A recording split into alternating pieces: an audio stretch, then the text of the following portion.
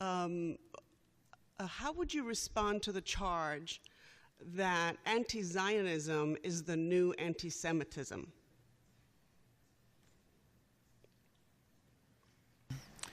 Actually, the locus classicus, the best formulation of this, was by an ambassador to the United Nations, Abba Eban, Israel's ambassador to the United Nations, in an article that he wrote about 45 years ago, which I urge you to read, which appeared in an American Jewish journal, Congress Weekly, a major journal of the more liberal wing of the American Jewish community.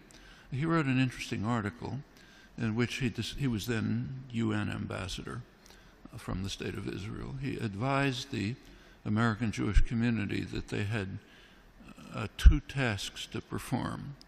One task was to show that criticism of the policy, what he called anti-Zionism, that means actually criticisms of the policy of the State of Israel, were anti-Semitism. That's the first task. Second task, if the criticism was made by Jews, their task was to show that it's neurotic self-hatred, needs psychiatric treatment. And he gave two examples of the latter category. One was I.F. Stone, the other was me.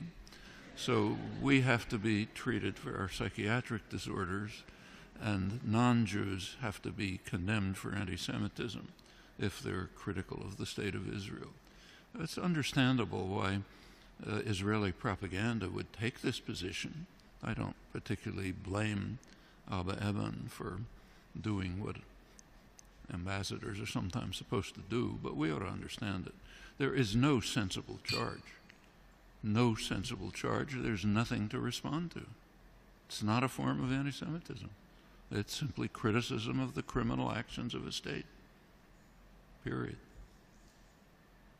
Well, as we